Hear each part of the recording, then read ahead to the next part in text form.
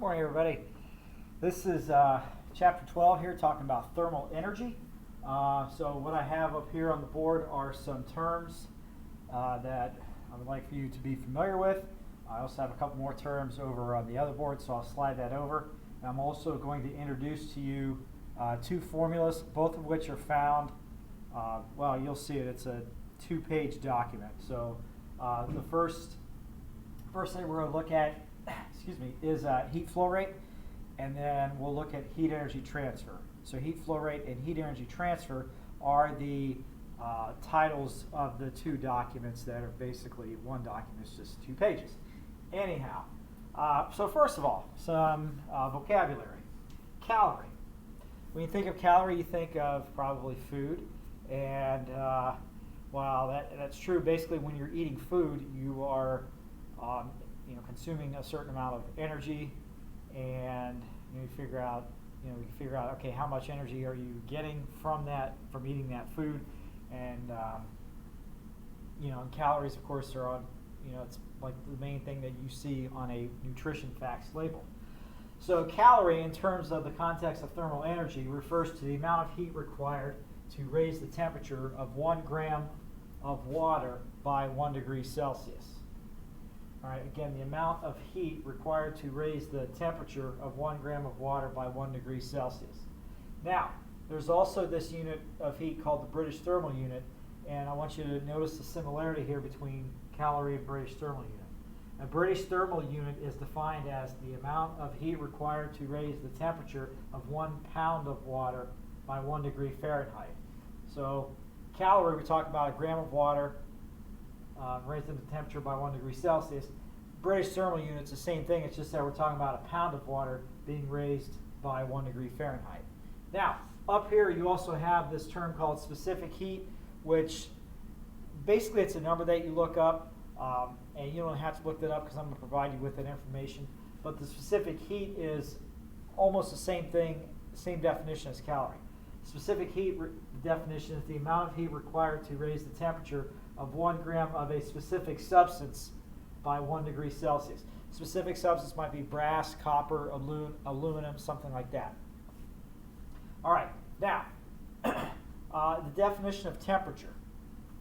I wrote here and then I crossed it out because a lot of people say, oh, the measure of how hot or cold something is. Well, here's the thing. What does hot mean?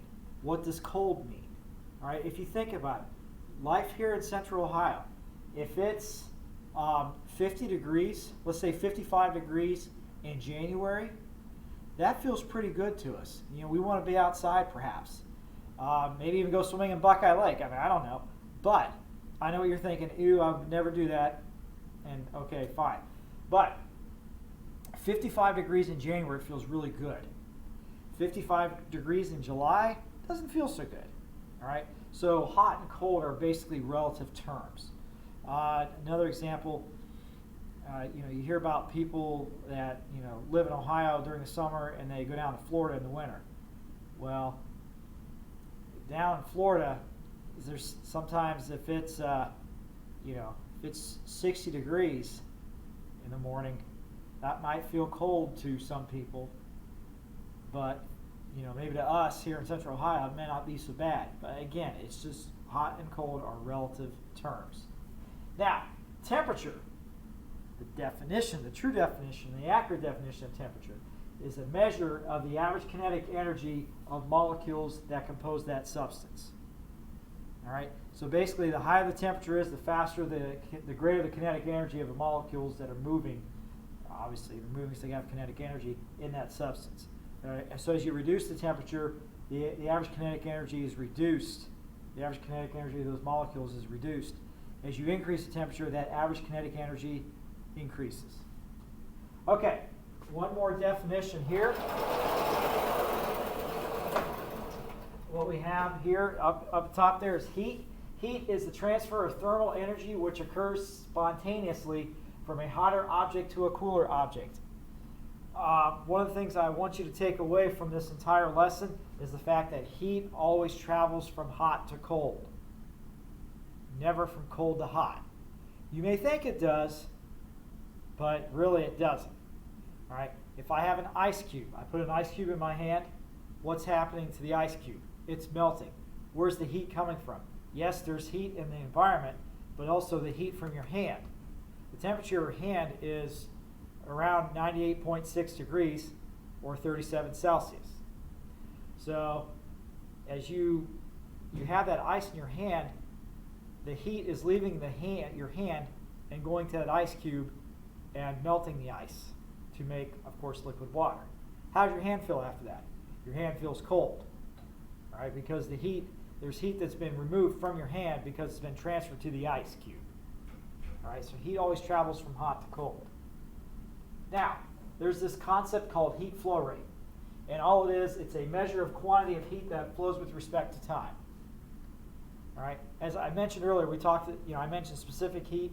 We'll get into that here in a little bit. But for now, we're just talking about we have a quantity of heat, and it's moving from here to here, all right, or here to here, whichever.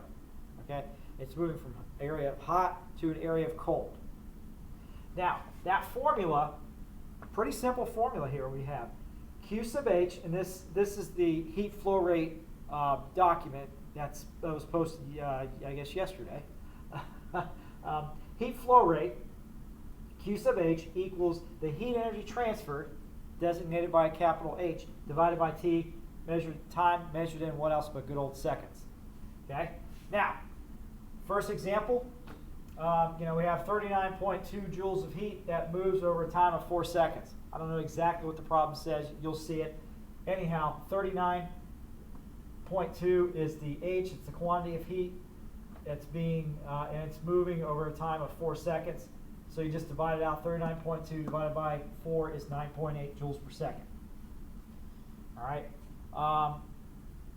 This next example, we have 366 over T.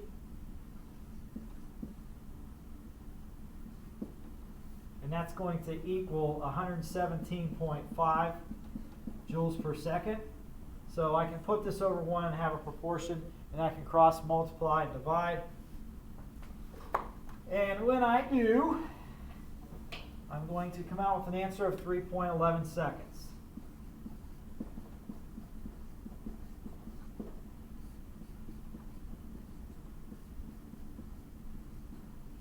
So the time is 3.11 seconds.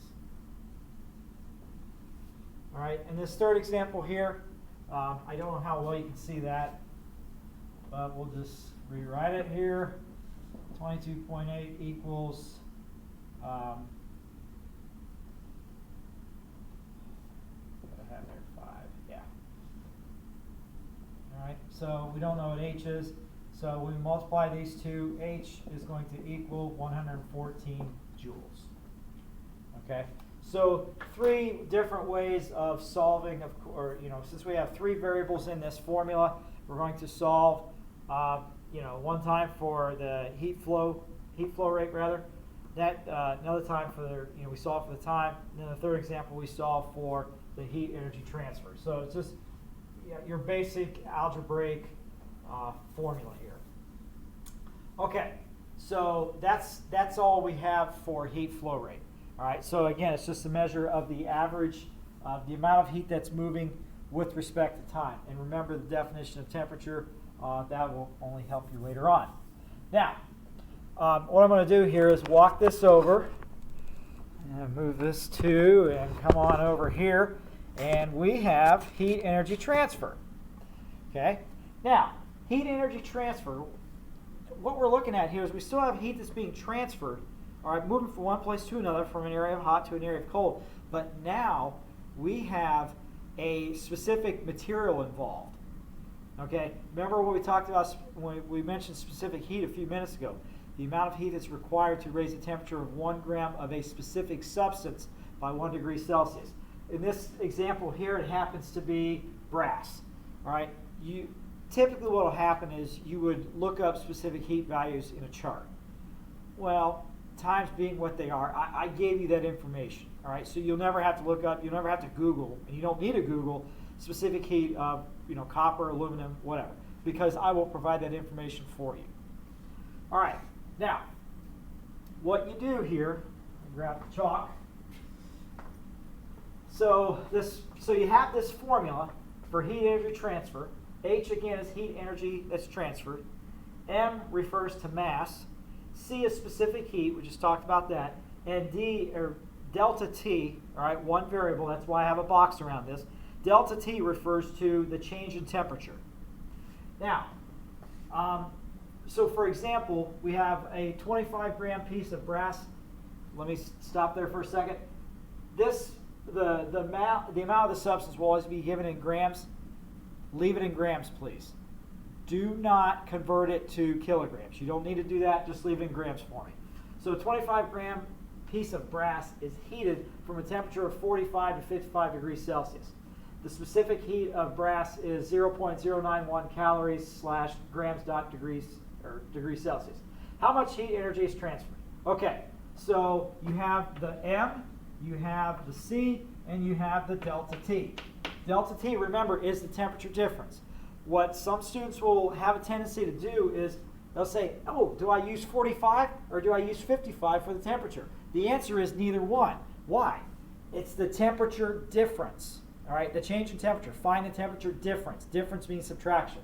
So that's, of course, where the 10 comes from, and that's why I wrote 55 minus 45 down there. So you know exactly where that 10 is coming from. So you just multiply the three numbers together, and let me grab a calculator. Okay, so you got 25 times 0.091, times 10, and you get 22.75. Now, as far as units are concerned, I'm not, if you don't have the right units, I'm not going to get, I'm not bothered by it too much. But check this out. Any units you have grams here, you have calories, grams, and degrees Celsius, and you have degrees Celsius over here. What you could do is cancel out the units that exist in pairs. So I can get rid of grams, and I can get rid of degrees Celsius. All right, and I'm left with calories. So your answer is just calories. And again, we're not talking food calories, we're talking heat calories here. All right, so a 25-gram piece of brass, blah, blah, all this other information that's provided. How much heat energy is transferred through that piece? 22.75 calories. Now, I do want to show you one more problem here real quick. And what that's going to involve is, let's say we know the mass. All right, let's say that we know the mass of the substance here, and let's say that substance happens to be, I don't know, water. Actually, we're going to solve for the mass. I take that back. We're going to solve for mass. All right, so let's do this. Let's say that we have 85 grams, 185 grams of H2O. All right, and not grams, this is calories. Sorry. All right, 185 calories. And we don't know the mass, but we do know the specific heat of water is given as 1 gram calories dot grams dot, or that's a slash there. Okay, so anyhow, and what we do, and let's say the temperature difference, let's say the temperature goes from 65 up to, or down to, let's say 40. So that's a difference of 25 degrees. So what you do is you're going to divide, so you're going to end up simplifying this. You say M times 25, all right? M times 1 times 25 is just M times 25 equals 185. And then just divide both sides by 25. And you don't get a nice even number here, or an odd number here, but it's a decimal, but that's okay.